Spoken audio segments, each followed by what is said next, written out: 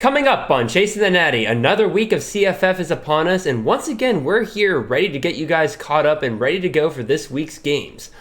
As always, we'll be discussing the week's most interesting games, answering your sit-start dilemmas, and finally, we'll be letting you know which high-scoring matchups you could be taking advantage of and finding some diamonds in the rough for this week. All this and more coming right after this.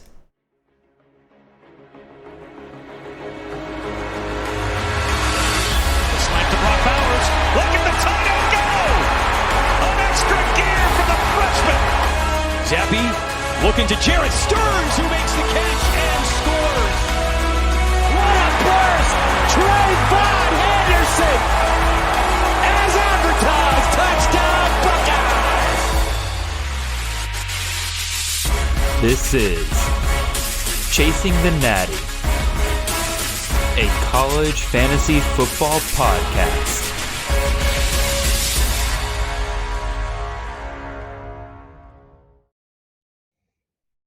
All right, welcome in everybody. This is Jared Palmgren, host of the Chasing Natty podcast. I hope you guys have a wonderful ride to your work on this Wednesday morning. I've had a pretty good week so far. I have been grinding it out this week on my thesis. I've been more productive probably this week than I have ever been on any week of my while I've been here at Masters. So I'm feeling pretty great about myself on that. And we got a great weekend of college football ahead of us, so I'm hoping I can get all this work done so that I can not worry about anything by the time Saturday rolls around and I can truly just sit back and enjoy all of these games. As always, to help us out with the preview episode for CTN this week, we have our wonderful member of the CFF team here at Campus Canton. We have Mr. Chris Moxley. Mox, how you doing tonight, sir? You got a cowboy hat on. You're all about it tonight. Oh, I do. I am celebrating the victory of our boy, Quinn Ewers, the return of the king. We are hats off to what we saw from the Texas offense against Oklahoma on Saturday. Just a thorough beatdown, and the Texas defense came ready to play.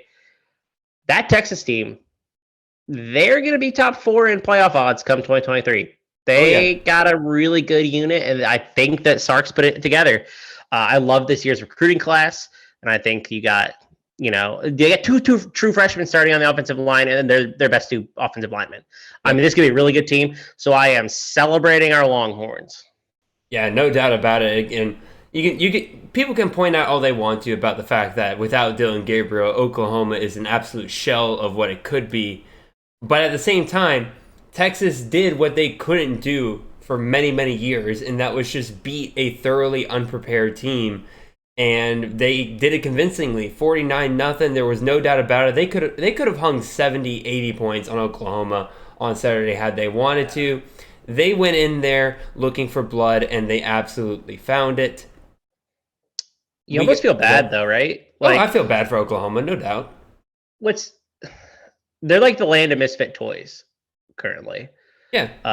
They are all the people Lincoln Riley didn't want to take with him to USC.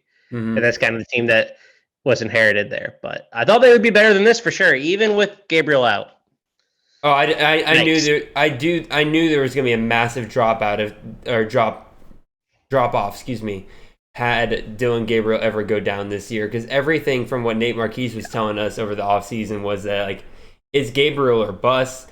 There was no clear QB2. That's why they kept bringing in guys from the portal constantly. The fact that Bevel, as bad as he looked in the games that he has played, is their number 2 option really scares me about the guys behind him, because I know a lot of people were clamoring for Booty on Saturday, but I'm saying, I trust that coaching staff, and if they thought Bevel was better than Booty, that tells me Booty probably wasn't much better than him. Booty simply might be Booty.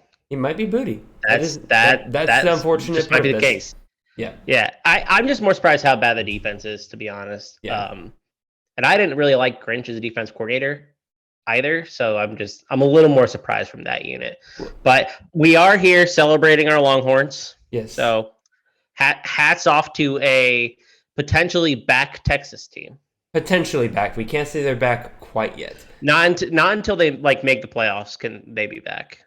But again, that's yesteryear. that's old news. Everybody knows that Texas is potentially back. We got to talk about this awesome slate coming up this week. And I'll be real, as a Georgia fan, I'm kind of jealous that we're not a part of this because all we get to do is play Vanderbilt this week.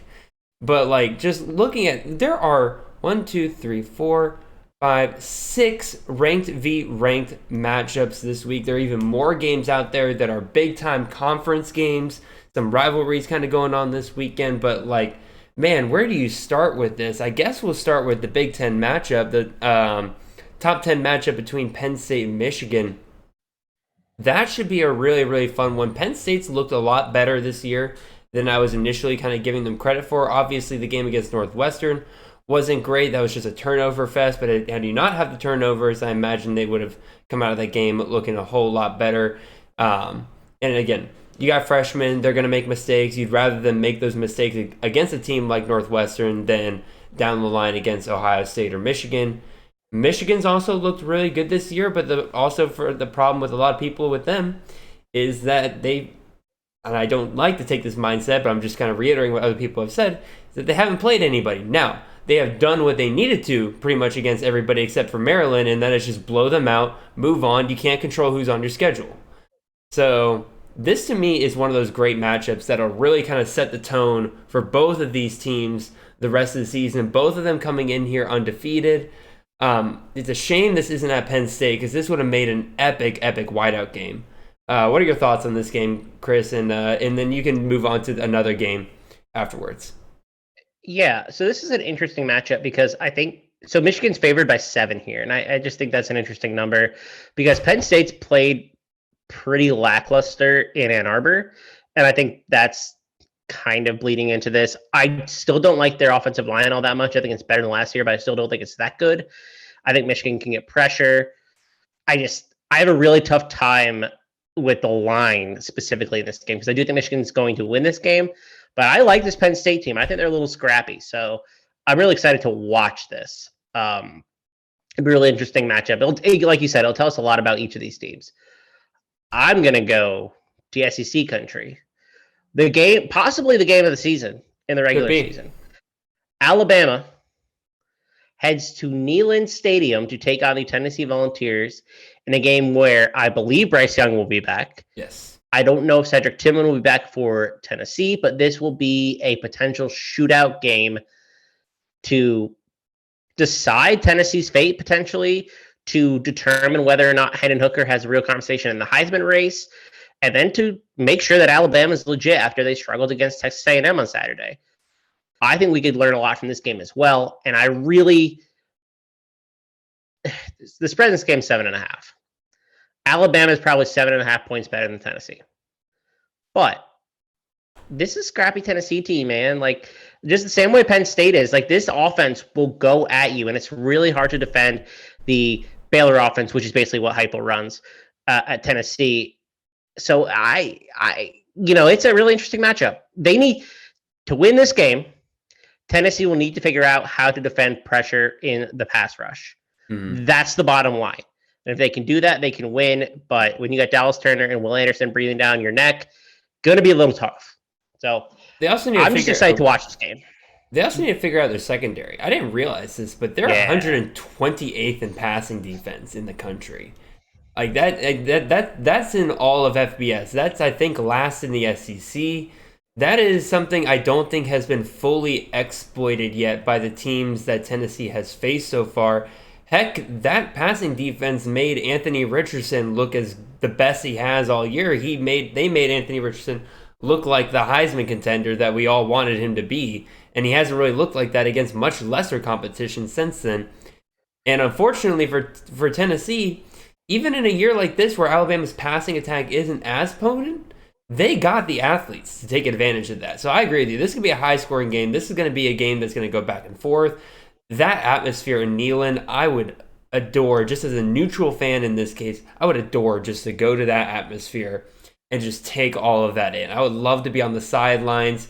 Again, I wish this was a night game. The fourth quarter of this game is going to be something. If this game's still close in the fourth quarter, that atmosphere is going to be absolutely rocking. Again, go ahead. No, I was going to say, so what do you think is more likely? Tennessee winning this game or the final score being Alabama 49, Tennessee 14?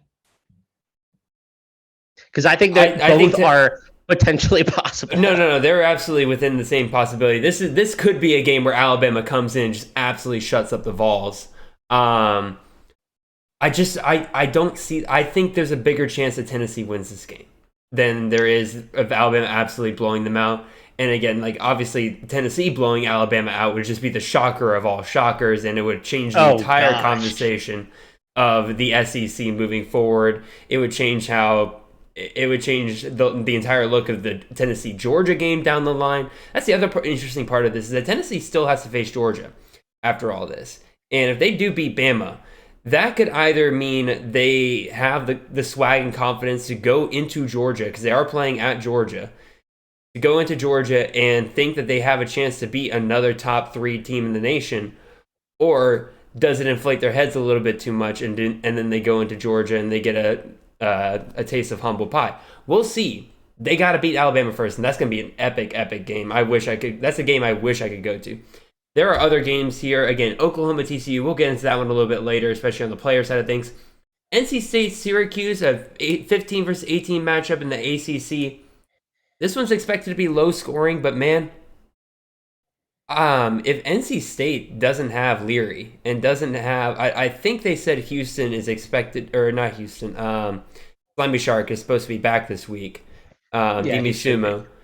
But even still, like, I don't know if Syracuse is at full strength with their health and NC State is missing their starting quarterback, do they have a chance here, Chris?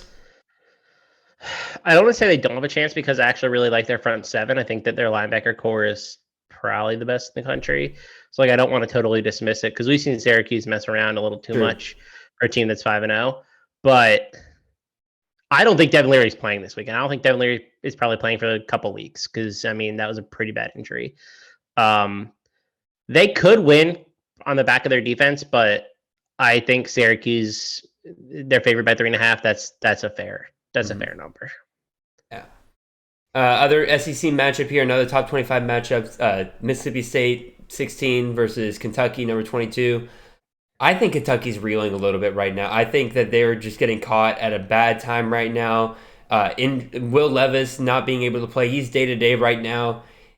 I think the only chance that Kentucky has in this game, even though it's at home, the only chance they have is if Will Levis is starting at quarterback. Otherwise, there's no way they keep up with Mississippi State. Mississippi State is red hot right now. Now, granted, we've seen them come to screeching halts before. We saw that against LSU.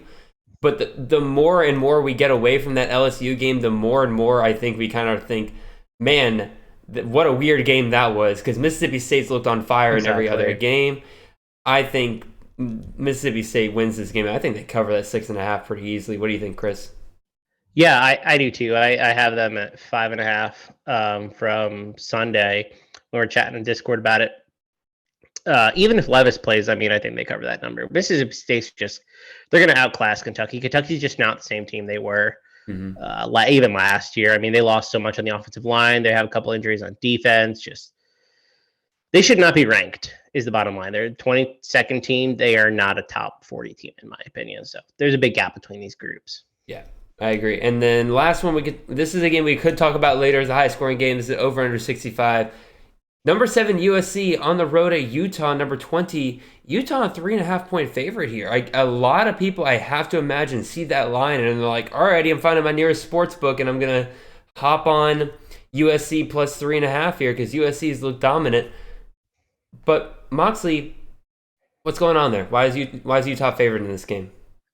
I have a really tough time actually getting to Utah 3.5.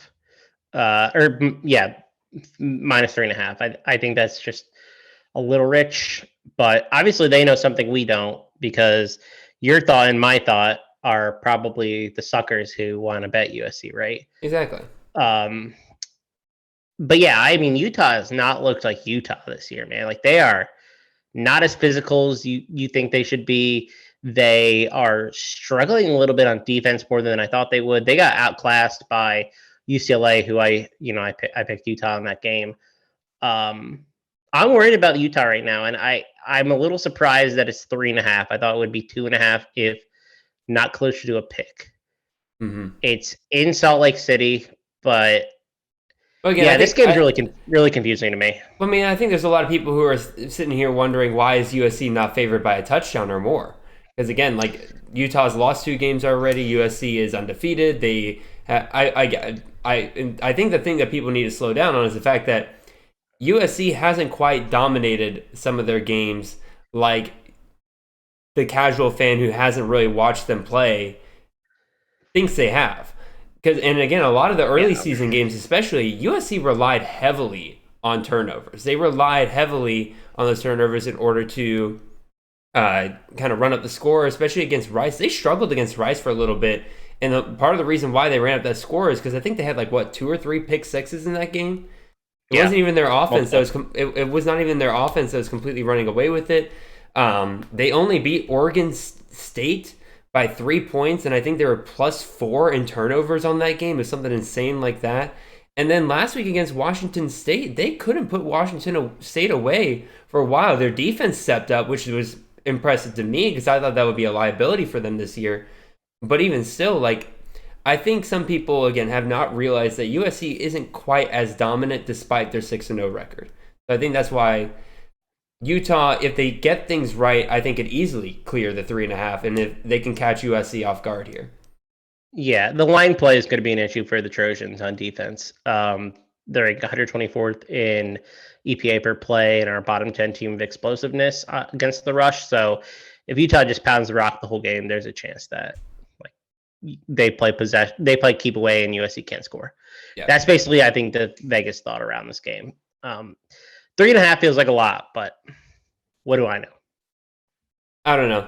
What I do know is if you are watching this on YouTube, make sure you like, comment, and subscribe, and make sure you are like, comment, and subscribe. And if you're listening to this on our podcast, make sure you follow us, leave a 5-star review, and leave a written 5-star review if you can. We are part of the CFF team here at Campus of Canton. It is myself, Nate Marquise, Brandon Sanders, and the handsome little cowboy above me there, Mr. Chris Moxley. We got podcasts, we got articles, we got weekly CFF rankings. Chris Moxley has been the absolute OG on that. He has been killing it every single week. I just help him out whenever I can.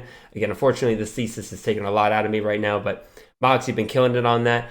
Check out the articles, like I've said. We got DFS articles. Chris K and Ethan Sowers have been killing it on that, as well as the prop picks. Nate Marquise just put out his first of 2 articles coming out talking about second half of the season regression. He just put out an article about some players who should probably see some touchdown regression. The second half of the season, they've started off really, really well these first 6 weeks. Second half of the season, probably not going to see them do as well. Broke my heart when I saw a guy like Blake Corum on there because Blake Corum has been carrying me through the Kings Classic League so far. I refuse to believe that he's going to carry me all the way through. But absolutely go check out those articles. They do an awesome, awesome job on all of that. So, that is the spiel. And I think... Oh, one more thing. Sorry. I'm never done with the spiel. You guys know this. I have put out a survey. It's a very quick survey. It could take you 5 or less minutes to fill out. A lot of the people who have filled it out already can easily testify to that. It is pinned on my Twitter account. If you just go to my profile, it'll be the first tweet you see there.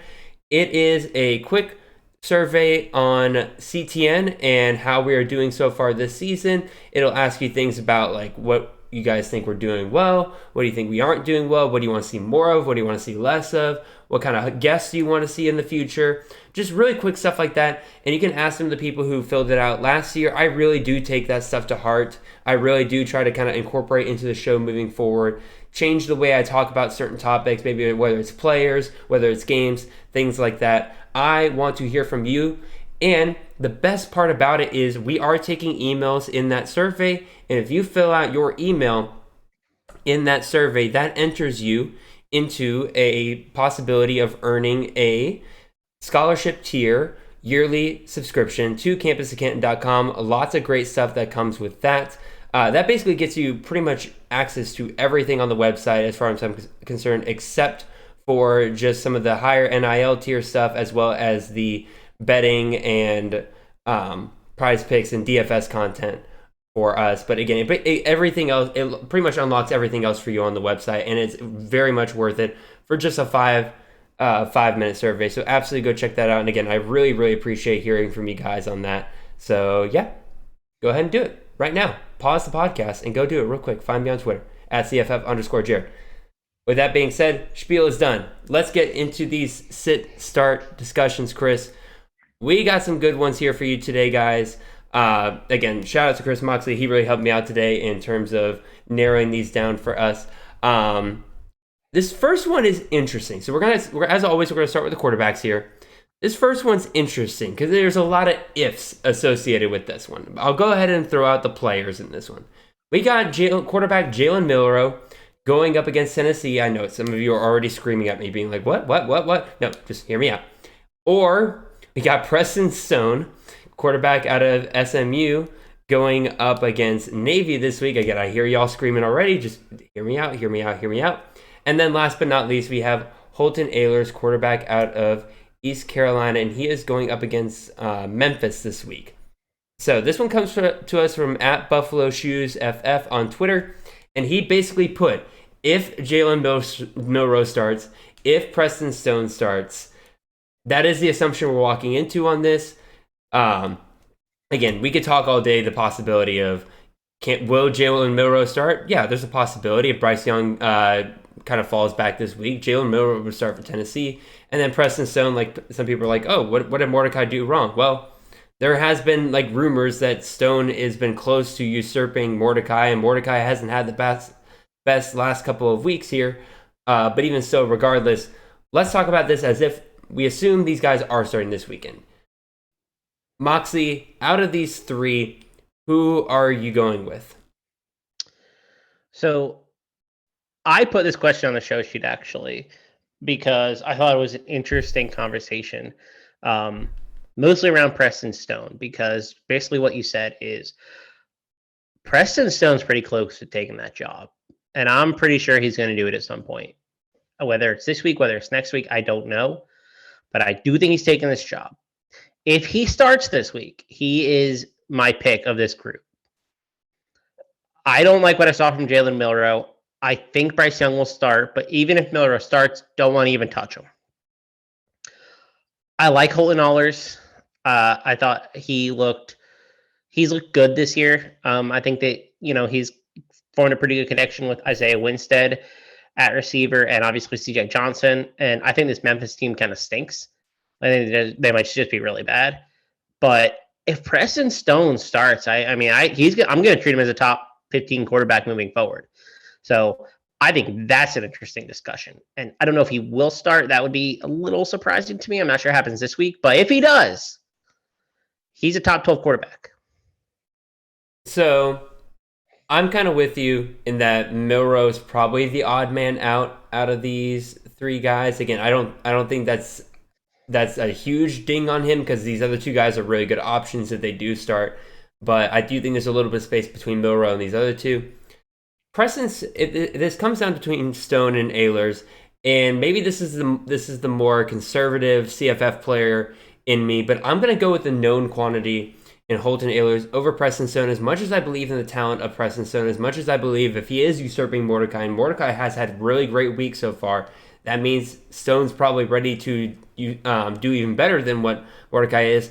I'm going to go with the known quantity in Ahlers, especially since that Ahlers, we know that when he goes up against a bad passing defense, he can absolutely go off. We saw this against South Florida just a couple weeks ago with him and CJ Johnson. And he's going up against Memphis, who was 125th in passing so far this year. Now, granted, Preston Stone's also going up against a pretty good matchup. Navy is 103rd in passing D. But even still, I'm just a little bit hesitant in starting guys who are going in for their very first start. I did start Milroe in his first start last week in one league, and I felt very queasy about that to the moment that he actually started playing, and he did all right. And it was a league where I was already kind of crushing it, so like it didn't really matter at the end of the day. But even so, I'm not a huge fan of going with guys who are going in for their first start unless it's a system that I absolutely love, and I do love SMU's system, but in this case, Ahlers is a good enough option that I think I'd probably roll with him. Yeah, definitely the safer option of the two. That is totally fair. Not gonna argue with that point. Navy does. So the reason I like Stone too, I didn't provide a lot of context there. Navy ranks 131st in passing defense and APA per play. So if Stone does start, I think he could post like 350 and 3. So I don't know if he does, but Ehlers is certainly safer. I'm not going to argue with that one. Yeah. All right. Moving on to our second quarterback question here. We got, this comes from @TheRealGouda on Twitter, which I love that name. But this is Jaden DeLora, quarterback out of Arizona, going up against Washington. Or we got JT Daniels, quarterback out of West Virginia, going up against Texas. I don't like I don't like saying like this guy by a mile, but everything points to me going Jaden DeLora here. Out of the two of these guys, Jaden DeLora in the last 3 games has had 40-plus passing attempts, something JT Daniels has not had. Jaden DeLora has the better matchup here. He is going up against Washington, who is 74th in passing. I'm not going to say he has the better weapons because I do like a lot of the weapons at West Virginia, but JT Daniels is going up against Texas, who is 49th in passing D so far this year, and I honestly think they could probably be a little bit better than that. Because I think they've just been a little inconsistent. If they can settle down, I think that's a better secondary than even 49th in the country. And quite frankly, he's just been on a streak lately of not being that dude that scores in his offense, especially in an air raid system. It's kind of weird that so many of the touchdowns for West Virginia are going to their running backs. Guys like C.J. Donaldson when he's out there, guys like Tony Mathis. Tony Mathis isn't even that good, but they're not funneling it all through JT Daniels like we really kind of want to see out of it. He's been on a streak of 10 to 12 fantasy points per game the last 3 games. You really don't want to see that. I have to go Jaden DeLora out of these two guys. Chris Moxley, is there anything kind of pointing towards the other direction, or are you fully with me here? No, I'm fully with you. I think the Washington defense is terrible. Like just really, really bad. And I actually think Texas is somewhat decent. So I'm not going to argue that one.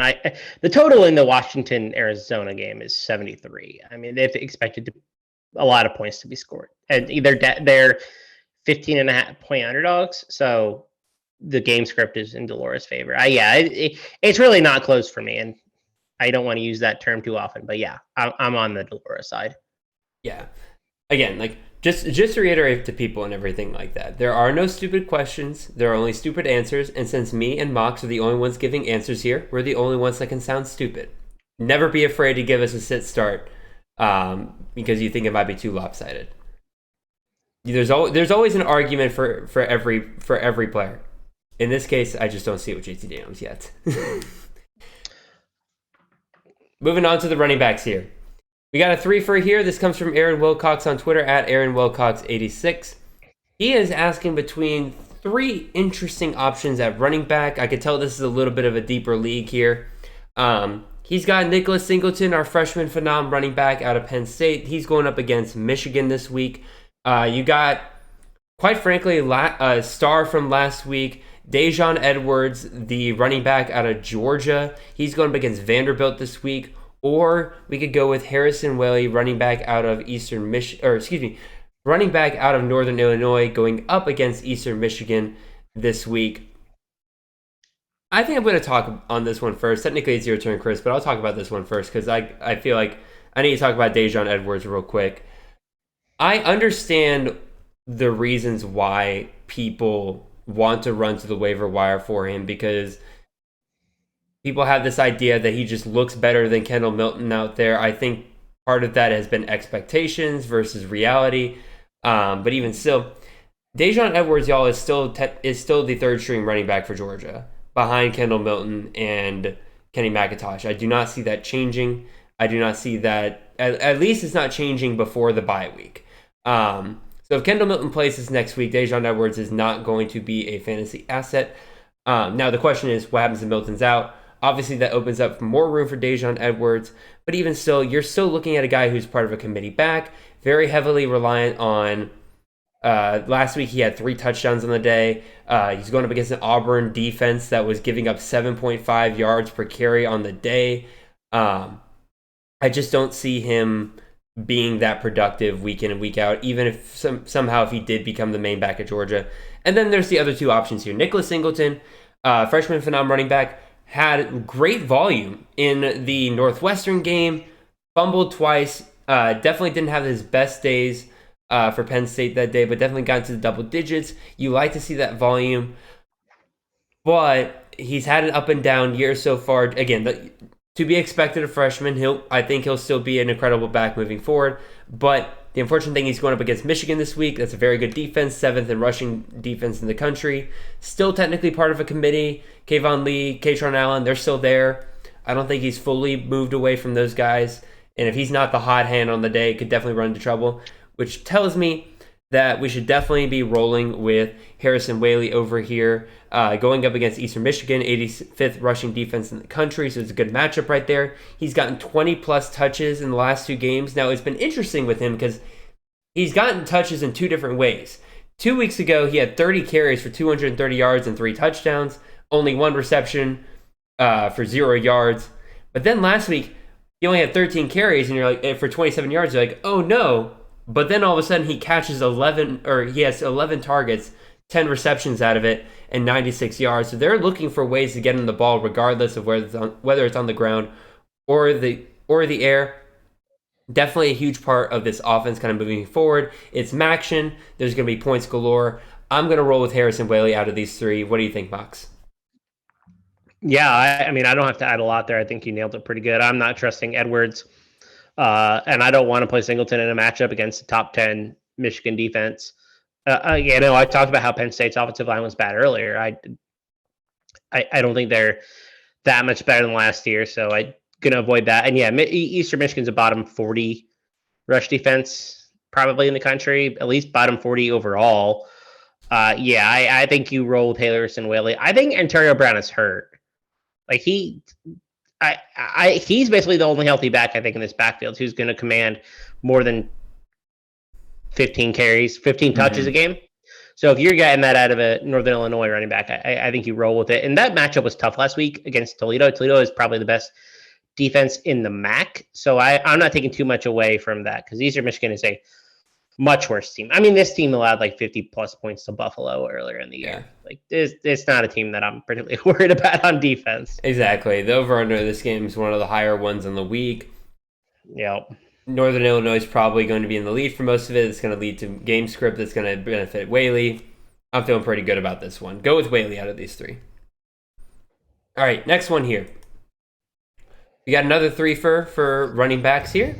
And this one comes from L on Twitter at L52656491.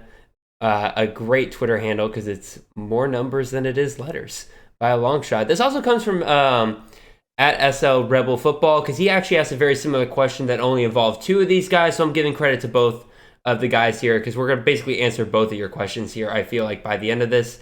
The 3 guys we're talking about here, I want to throw out here, this is a full PPR league, at least in L's case.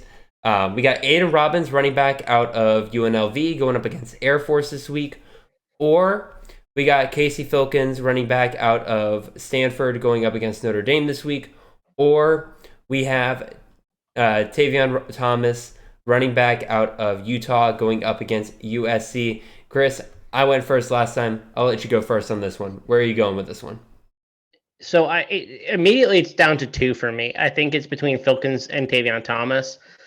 I'm actually going to go with Tavion Thomas because I think the USC rush defense is actually really, really bad. They've allowed a ton of explosive plays this year in the rushing game. Almost every contest, it seemed like they were just like being gashed. EJ Smith at Stanford like destroyed them. I mean, that is the weakness of the USC defense. They do not have a good front 7, period. Mm-hmm. So I'm going to go with Thomas because I think that he is also the guy they want to use on the goal line. So even if he doesn't get the yardage that we want, he will still be the guy getting touchdowns. Filkins and Robbins just have tougher matchups. I just, if you want to attack this USC defense, you go through the ground. Utah's a 3.5-point favorite, so the implied game script should be in their corner as well. And he had that weird, like, first half suspension. I don't even know what that was about. for two Tavion games. Thomas at Utah. Yeah, what is going on there? I don't know. I couldn't tell you. But my best theory, and I'm making this up completely, he probably kissed the coach's wife or something. I don't know. It was really weird. He did something that would definitely put him in the doghouse, I'll tell you that. Yeah, because but it seems like that's over. He had 18 carries for 91 yards and a touchdown last week. Definitely felt like we're back to normal with Tavion Thomas there. It sounds like he's out of the doghouse. You got to love that. I like the UCLA front seven too. They're actually playing a lot better than I thought they would. It's like, that's not a sexy line, but it's not that bad either. No, not at all. And you're also kind of looking at this. I agree with you fully. This comes down to Thomas or Filkins here. Robbins has the worst matchup out of this group. In addition to the fact that Brumfield's probably not playing this week, and that UNLV offense completely shut down without Brumfield out there. Now, if Brumfield plays, that changes things a little bit, but even still, Robbins probably has the worst matchup out of these three, so I'm probably going to leave him out of this one. Comes down to Filkins and Thomas. I am actually going to roll with Filkins here, mostly to do with the PPR aspect of this. Tavion Thomas does not catch balls out of the backfield very often. Filkins has been seeing an average of 4 to 5 targets pretty much every single game that he has been out there. In addition to the fact that, again, Notre Dame, they technically have the 72nd rushing defense in the country. That's not terrible, but it's right about average. And Filkins, I think, does very well against average defenses. He's been averaging 23 touches in the last 3 games. I think there's a good, again, he is a huge part of this Stanford offense, so there's a very good chance he's going to find the end zone sometime during this game. I think I will roll with him, but again, I completely understand the argument for Thomas. For Rebel football, I believe this was between Filkins and Thomas. I think it really depends on if you have PPR or not. If you have PPR, I'd roll with Filkins. If you have non-PPR, I'd roll with Thomas.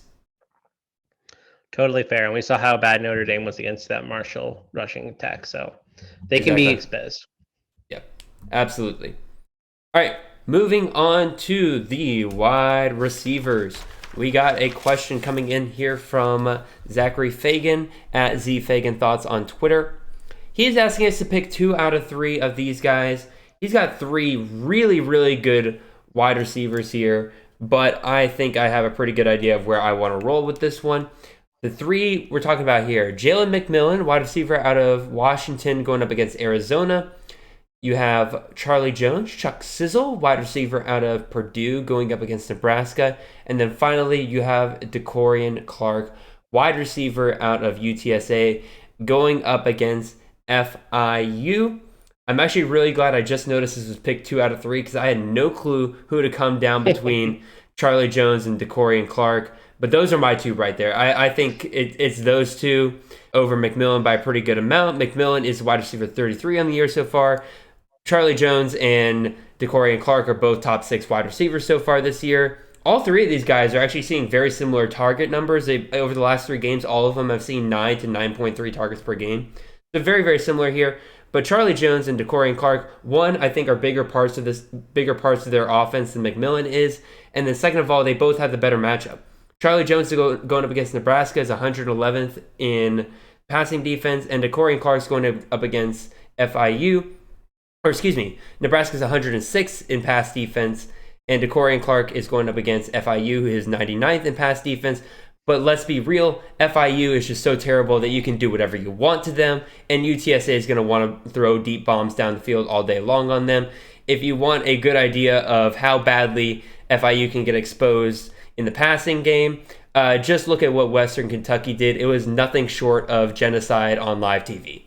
So Charlie Jones and DeCorian Clark are easily my 2 here. Chris, do you have anything to add on that? No, I'm in the same boat, actually. If I had to pick one, though, I would actually pick DeCorian Clark for what it's worth.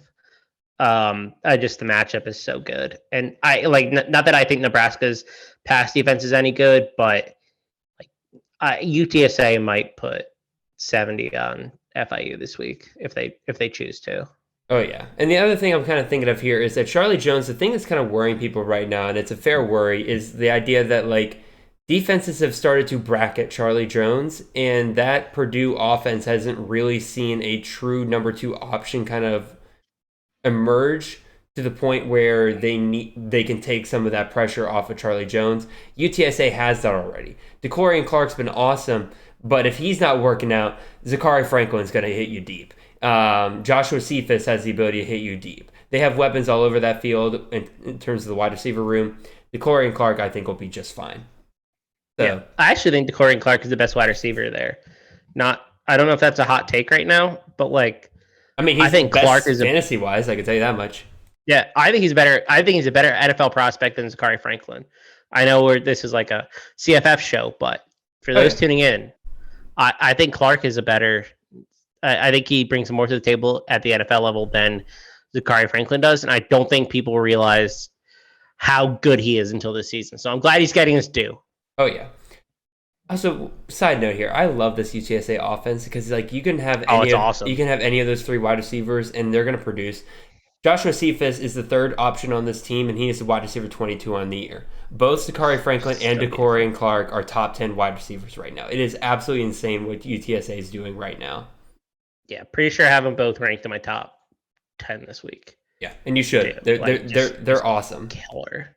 Yeah, DeCorian Clark's a top 3 wide receiver for me this week. Just he's a no doubter.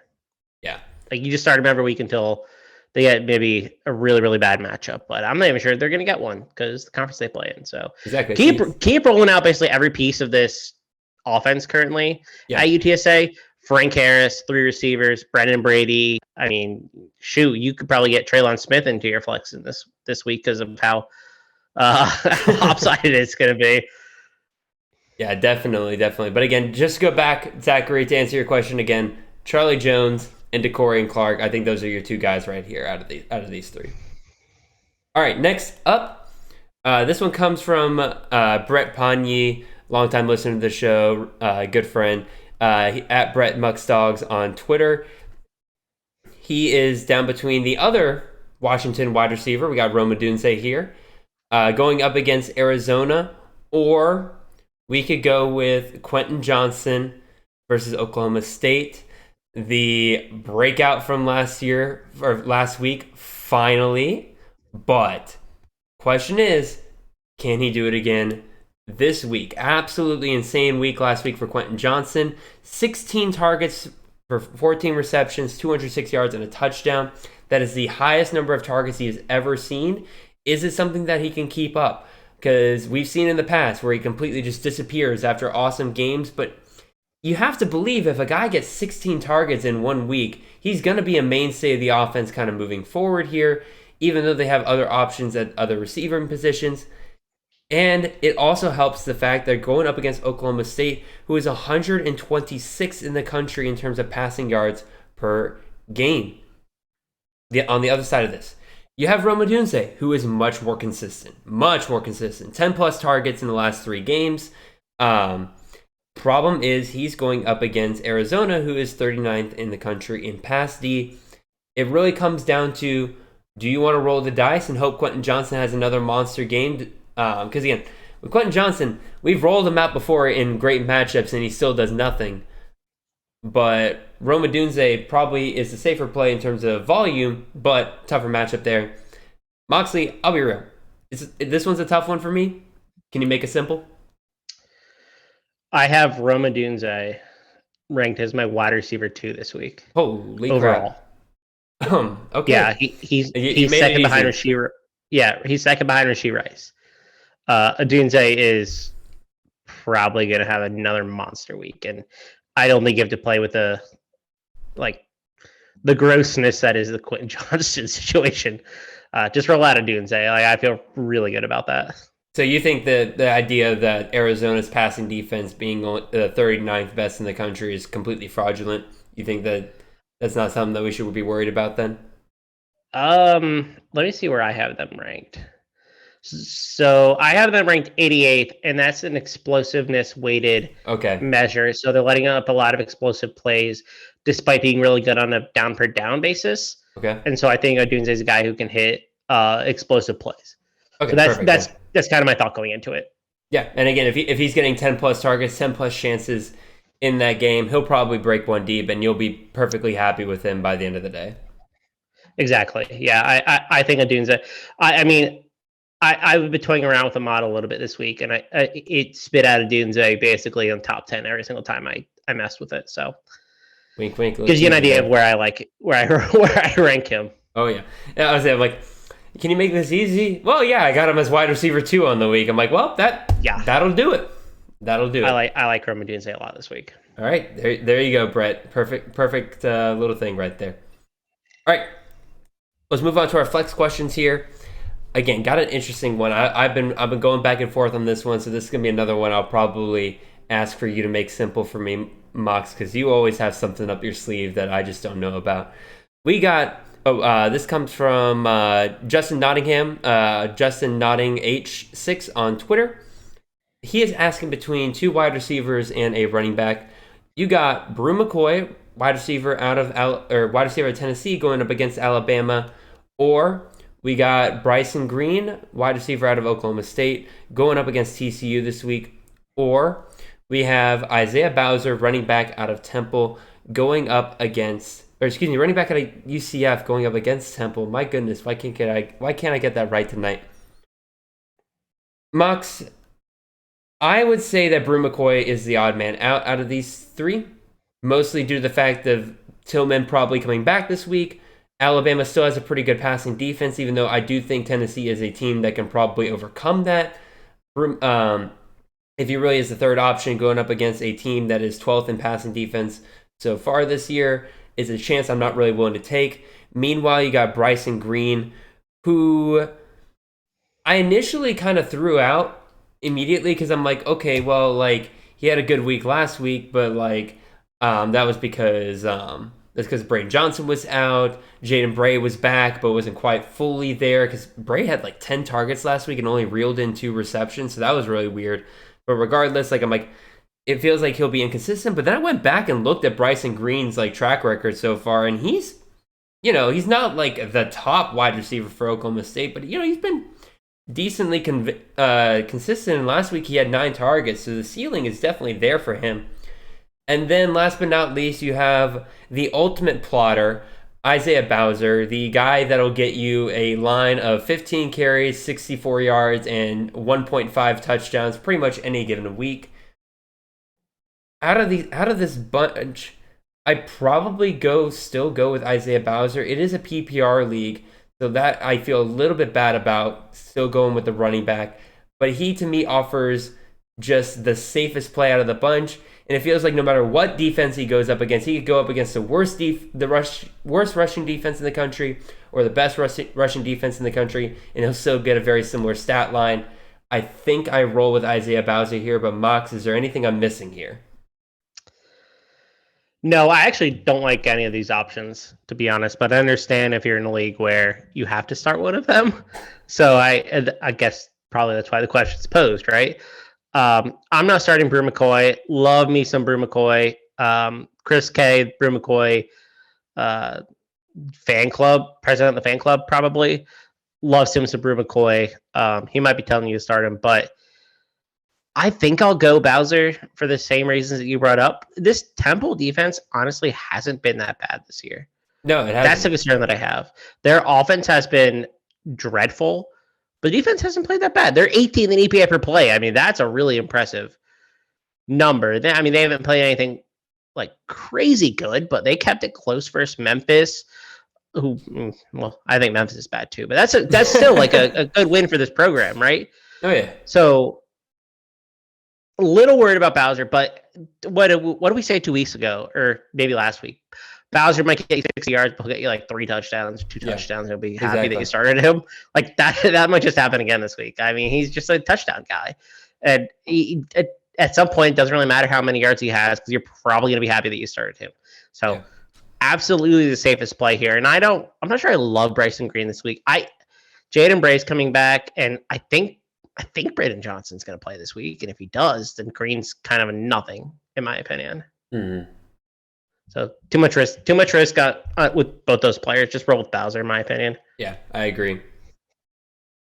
Alrighty, moving on to our next flex play.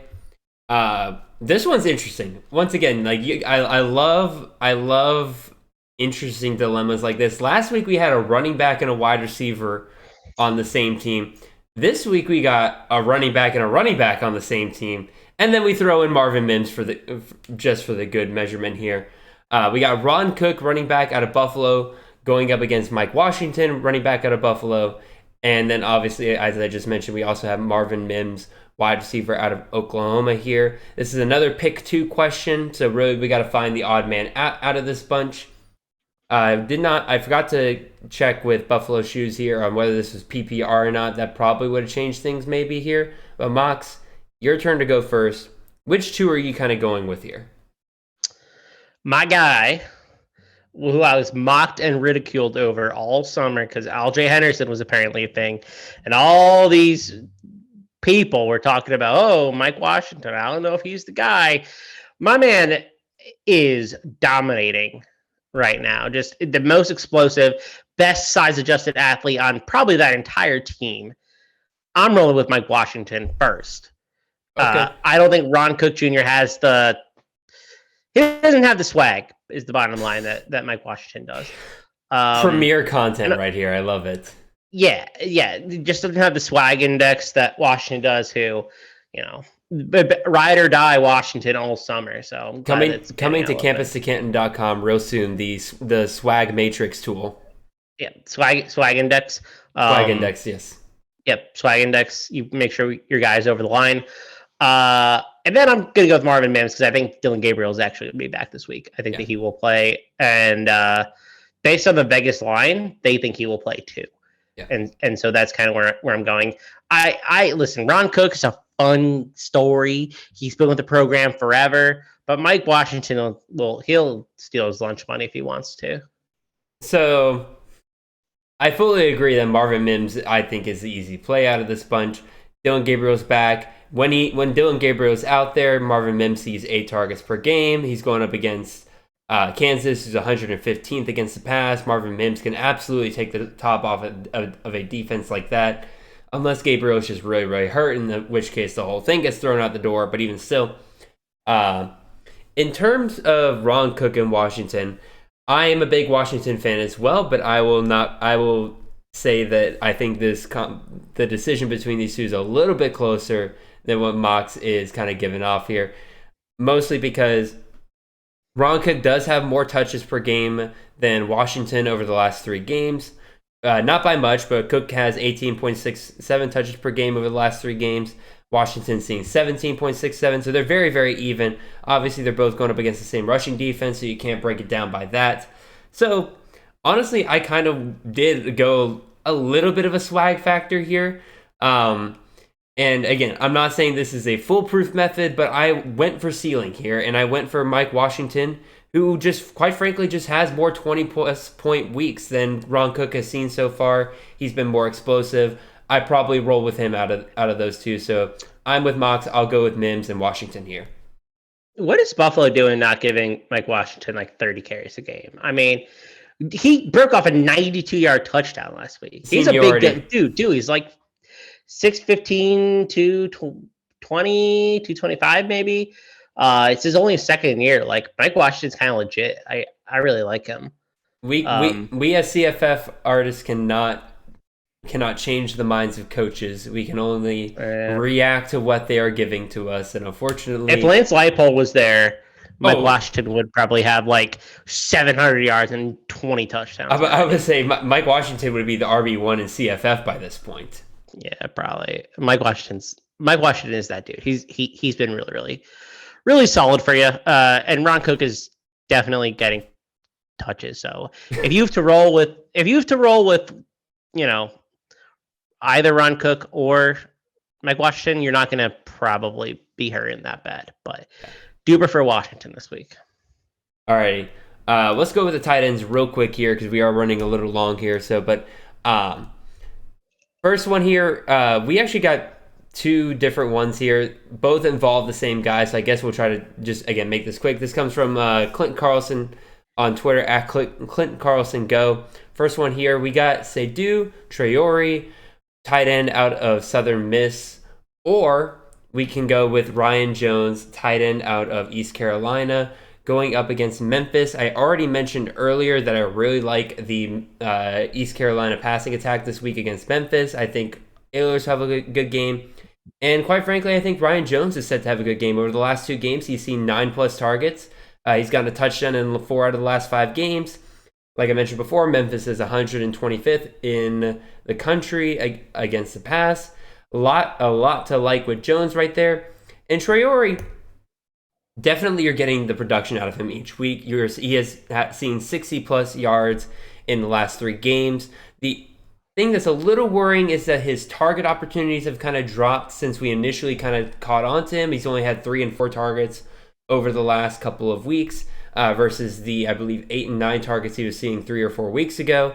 And he just also hasn't gotten a touchdown in a couple of weeks, which is a little worrying. Granted, probably see the regression kind of come in there a little bit. He'll probably find the end zone here really quickly. And he is also going up against the 78th passing defense. So if you have to roll out Traore, you're probably feeling pretty good there. But out of these two, I would roll with Ryan Jones. What do you think, Vox? It's funny because I'm kind of on the opposite side. I think I'm treating Traore as like a How dare you? top, right? A top 10 at least. I mean, possibly a top 5 tight end moving forward. I just think that he's so much outperforming expectations that I don't think people quite caught on to him yet. So these are his last 4 games in order after they played Ohio State. 6 for 120 and 1, 7 for 81, 4 for 62, 3 for 73. That's pretty good for a tight end, especially. And I like Ryan Jones, absolutely. I mean, he had a big week 2 weeks ago. He got 2 touchdowns and was a big piece of that ECU offense. And we talked about how we like this matchup again this week. But I like Traore. Like, I think he is being pretty slept on. I like his targets are going down, but they haven't had necessarily to leverage him in the same way that they like. James Madison is a tough matchup for this team. It just is. So going 3 for 73 and giving you 10 points like that's pretty good. ULM was a weird game script. Old Dominion was one where it was kind of close for a while, and he put up 15. Memphis, a game where, I think that they, I don't think Memphis is very good, but 6, 120 and 1. Like, I don't know. I'm a big fan of Traore. I think that he's being a little underrated, so I will go with him here.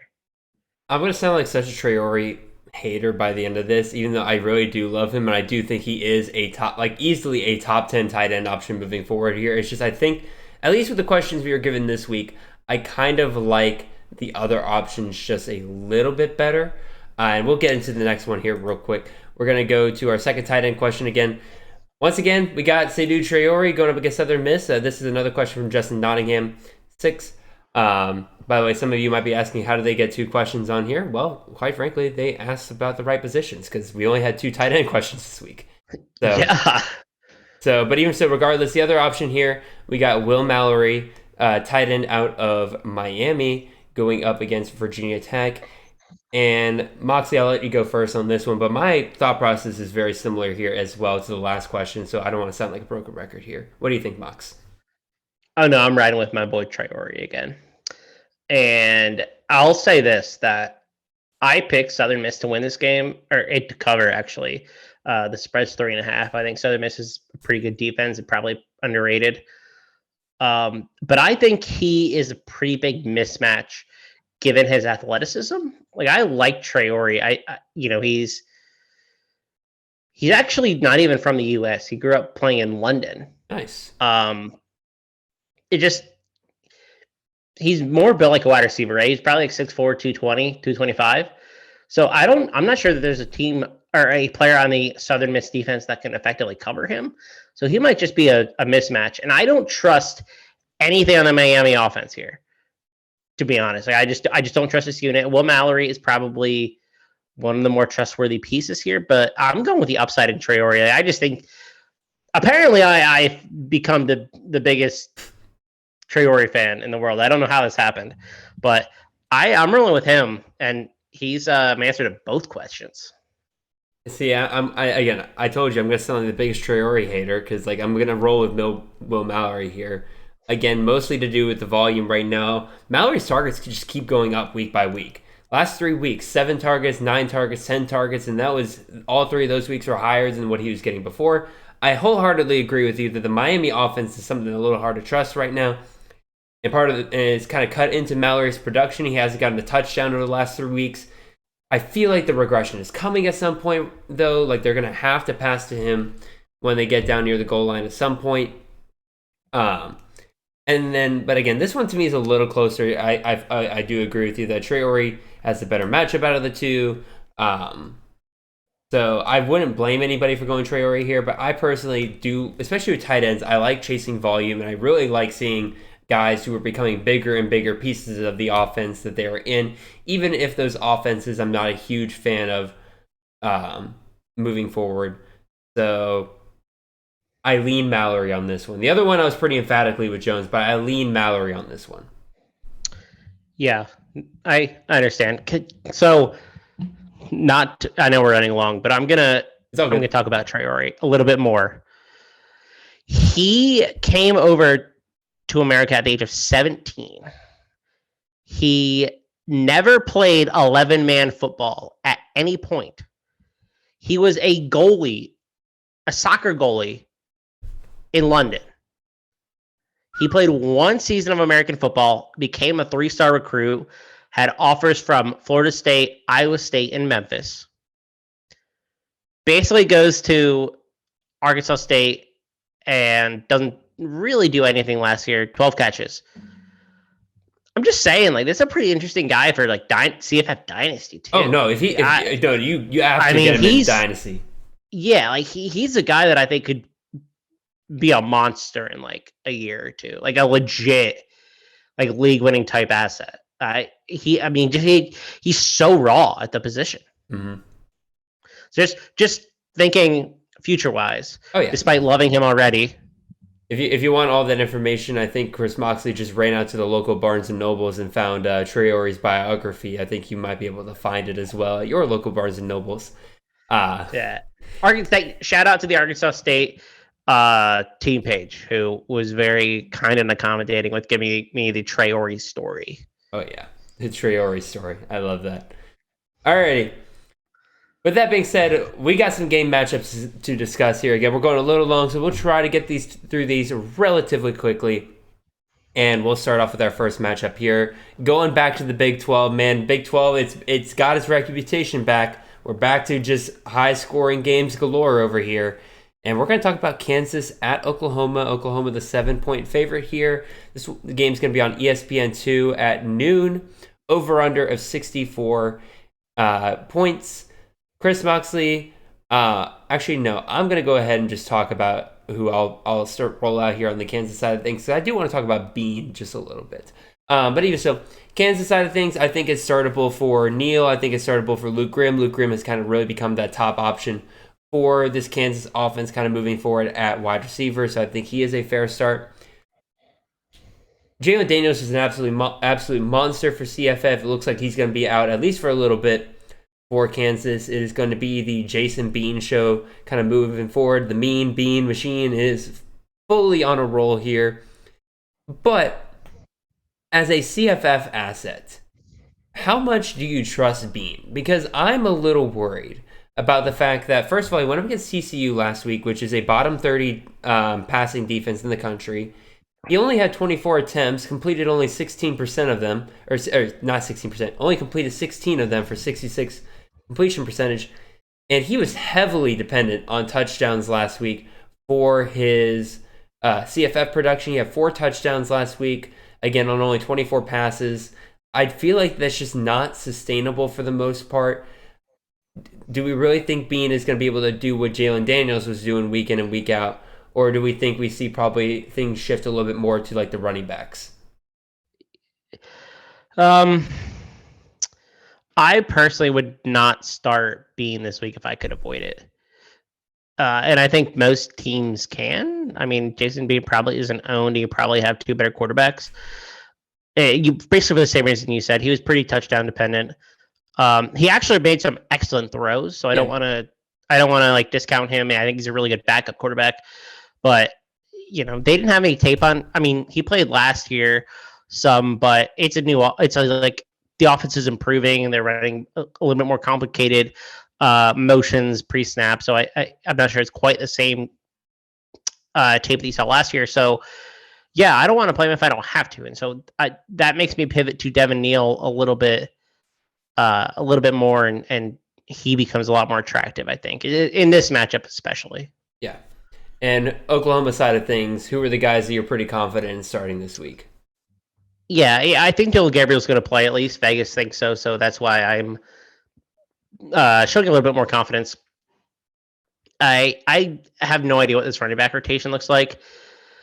I think you can play Eric Gray, but again, like Marcus Major probably is going to have a bigger role this week. Javonte Barnes is 2 weeks ago. I think he looked pretty good. So I think you can start Gray, but I'm not that comfortable doing so. I think you can absolutely start Marvin Mims if he plays. And then Brandon Wills at tight end. I think he's a startable option if this is all predicated on Gabriel playing, right? Of course. And I think Gabriel will play. So I think you can absolutely start Gabriel, Mims, and Willis, and then probably Eric Gray. But Eric Gray just always leaves me queasy because I don't know what to think about him as a player. Everybody thought when he went over to Oklahoma that was going to be just an absolute home run and just nothing out of it. Yeah, he's been better this year than he was last year, but true enough. Still, I have a really tough time trusting this Oklahoma team right now. Speaking of Eric Gray, let's go talk about the game that includes his former team here. We talked about this game kind of earlier. The SEC matchup of the year so far, Alabama at Tennessee. Alabama, the 7.5-point favorite so far right now on CBS. 3:30 game, over under 65.5. Both of these teams, I think, could easily clear into the 30s here. Chris Moxley, pick a team and let me know who you are planning on starting out of it. Let me pick Alabama, and I will explain some of my hesitation. I think you start Bryce Young. Bryce Young will play this week. I'm really confident about it. Again, Vegas is telling us that he will, and they have much better info than I do. I think Jahmyr Gibbs is basically entering must-start territory. There's no reason you can sit him in basically any match at this point. I mean, he's showing he can do it on the ground, and obviously we know he's an elite receiver. I think he could lead this team in receiving this week again. I have no idea what to do about the Trayshawn Holden, Ja'Cory Brooks, Jermaine Burton, Kobe Prentice, Isaiah Bond, JoJo Earl, like whoever you want. I just don't think you can start a Bama wide receiver right now. And one or two of them will definitely pay off. Oh, yeah. Good luck predicting who it is, though.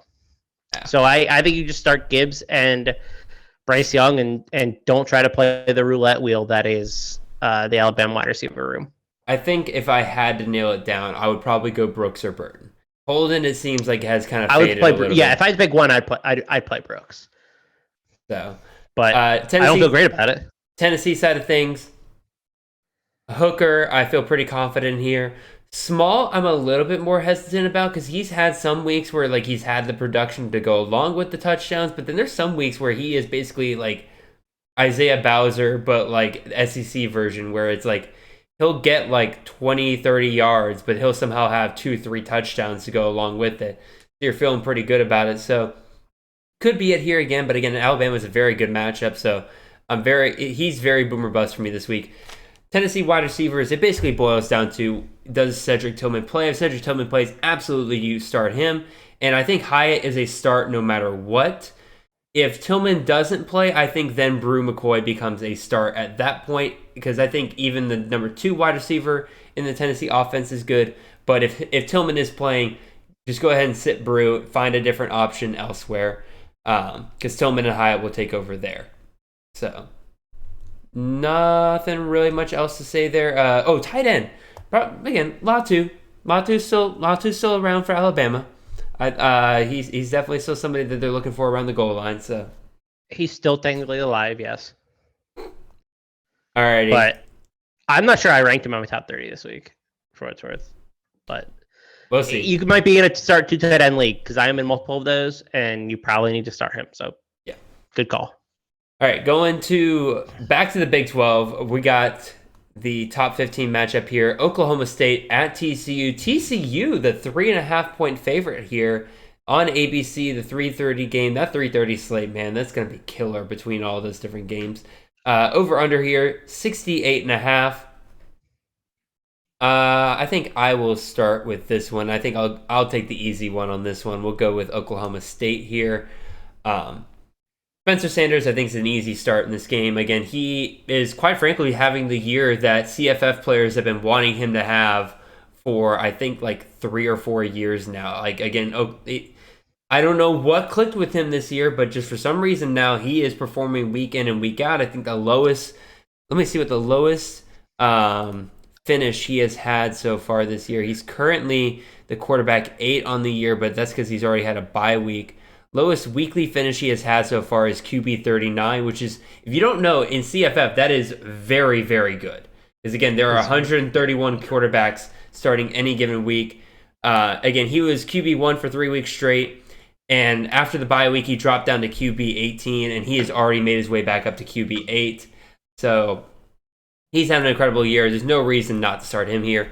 Dominic Richardson, he is just not a great running back. He's not one of those Oklahoma State running backs of the past where it's like he could truly take over the game at any point. He is the guy you start and you hope he gets a touchdown sometime during the game because it's going to feel real bad if he doesn't. And especially with Spencer Sanders lighting it up and everything, they don't need to go to the ground game like they have before. But if you have him, I think he's worth the start. And then what to do with the wide receivers. Brendan Presley, I think, is a start no matter what. And again, these outside wide receivers, we talked about it a little bit earlier with Bryson Green and everything. It really depends on just who's healthy. I think Jaden Bray has a bounce back week from last week. I think if you have him, you play him this week, 10 targets in his first start back, I think is a very good sign that he is going to be somebody they want to go to on the outside consistently. And then I think Braden Johnson, if he is healthy, is your other start. But if he is out, then Bryson Green, I think, is also worth it as that number 2 outside wide receiver. They love going on down outside the outside, and TCU gives up plays on the outside all the time. So, Moxley, what do you think about TCU? Who are you starting there?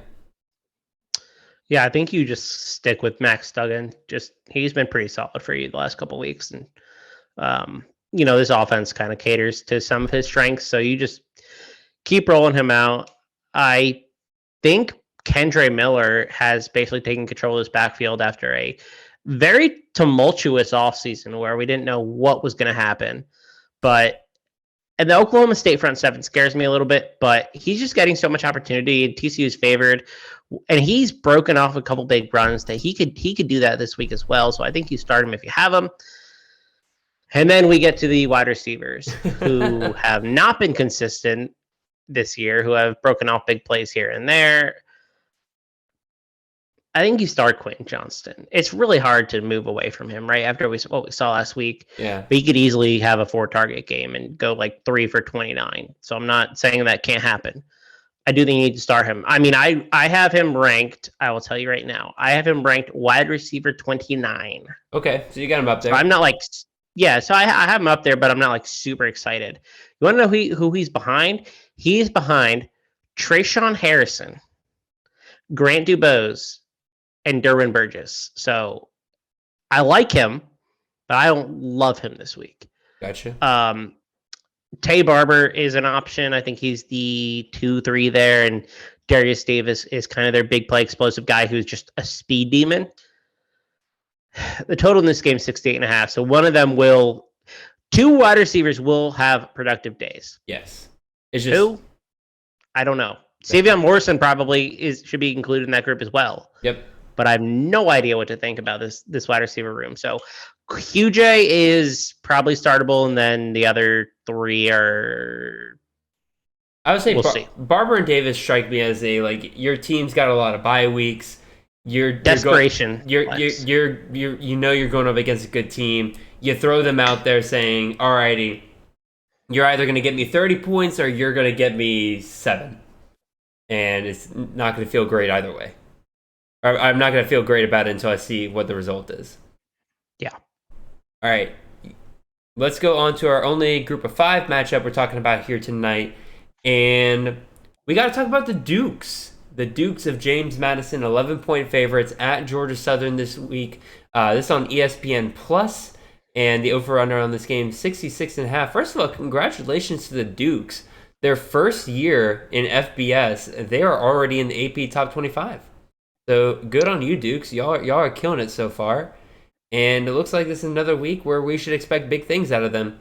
So, Mox, pick one of the teams, and you tell me where you want to go with it. Yeah, I'll actually go with the Dukes.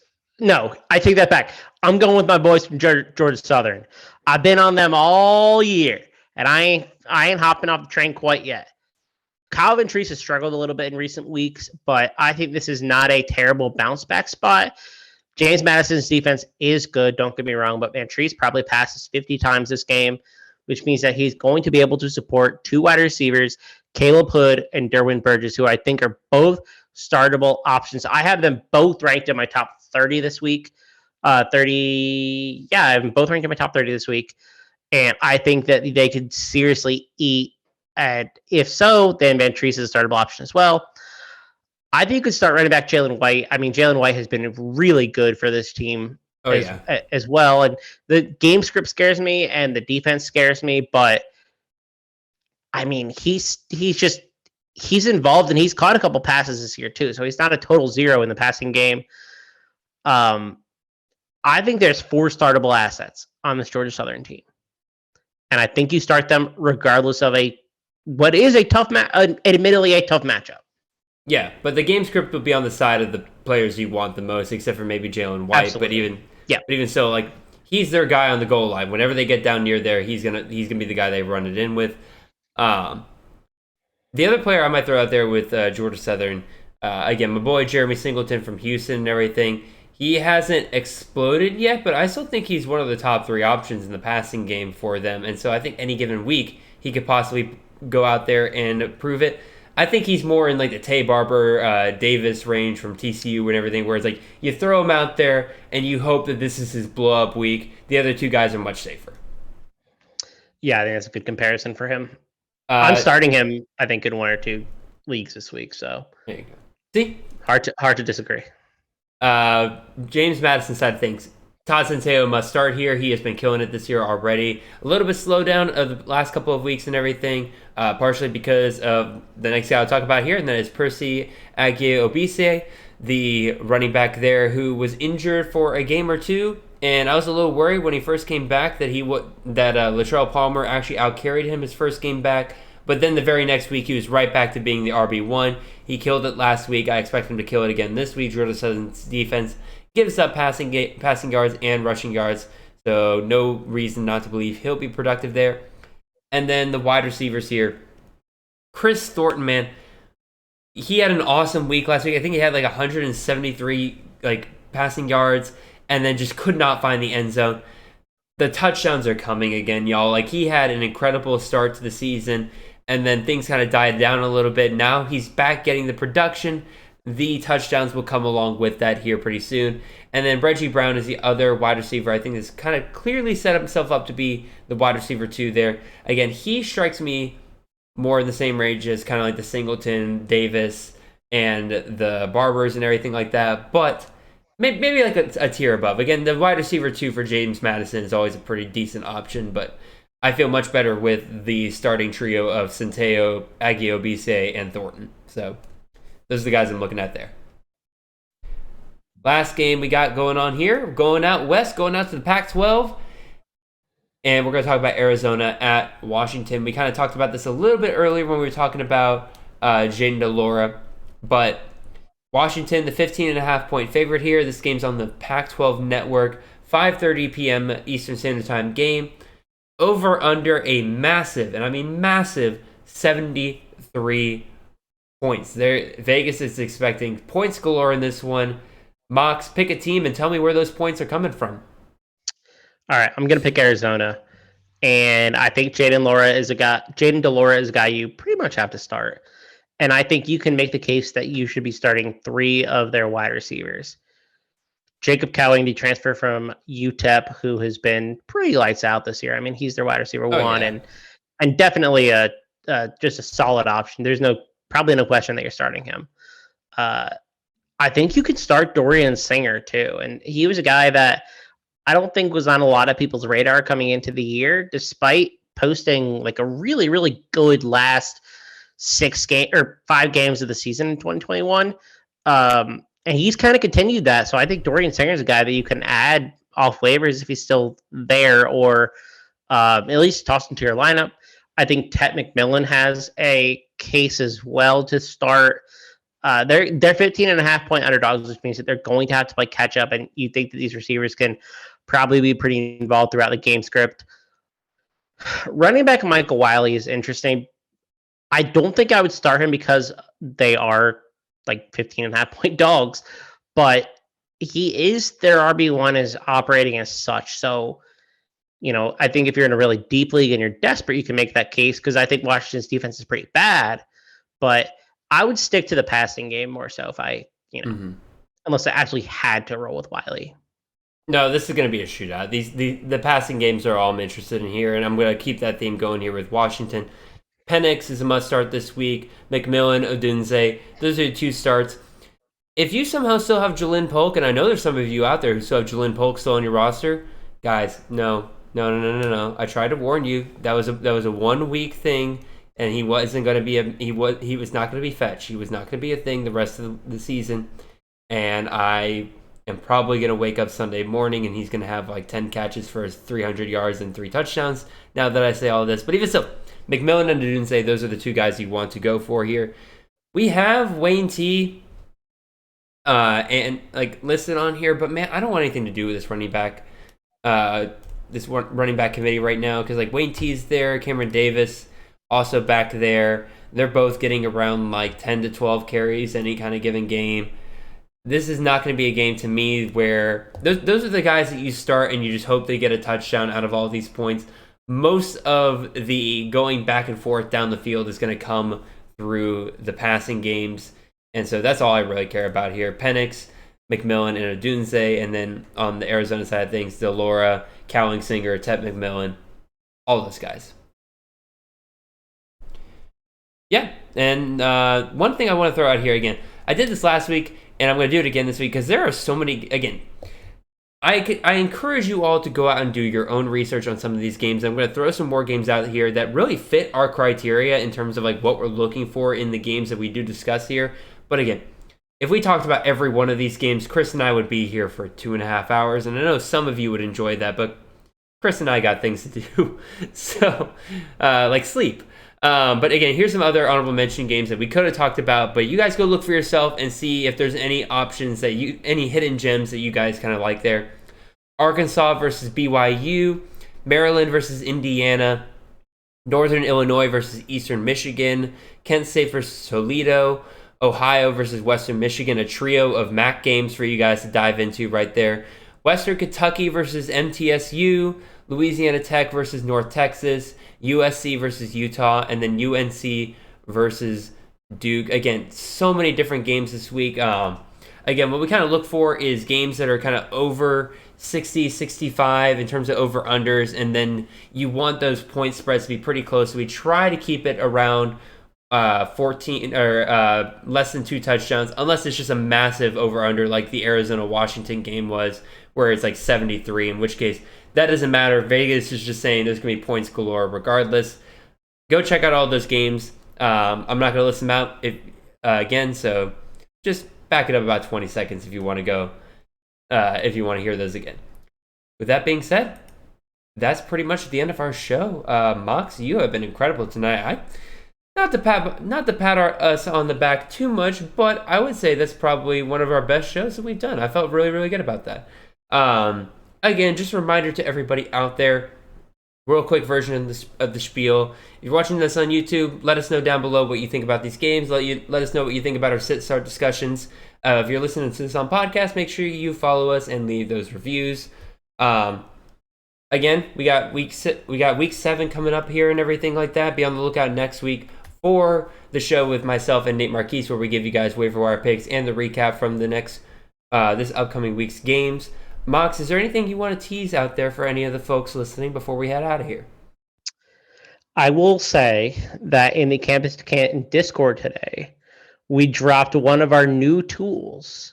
It's not officially live on the site quite yet, but it is I don't want to spoil it too much.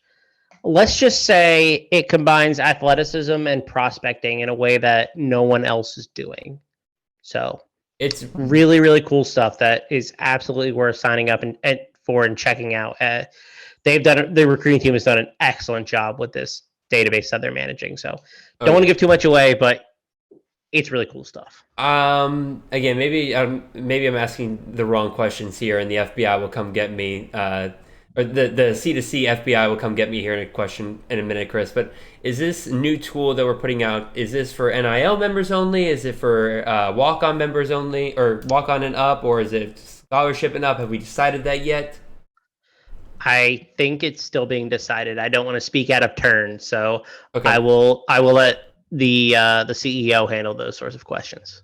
Regardless of all, again, Campus to Canton .com is filled with a ton of great tools for you guys to use in your Campus to Canton leagues or your CFF leagues. Both helps out with both. And if you want a chance at that, again, I have that survey out there. Real quick, 5 minutes. Fill it out. You can find it on my Twitter page at CFF_Jared, and that'll enter you into a chance to win a scholarship yearly subscription for the next year, and you will get access to a ton of tools from there. Alrighty, I think that is it. So again, Mox, you've been awesome. Really appreciate everybody listening. We are finishing on time. Believe it or not, we killed it. We nailed it. Really appreciate you guys. Again, we got an awesome week of college football ahead of us. Go out and enjoy the games, y'all. And we'll see you guys here on Monday. Really appreciate it. And I hope you guys have a wonderful and blessed day. See y'all.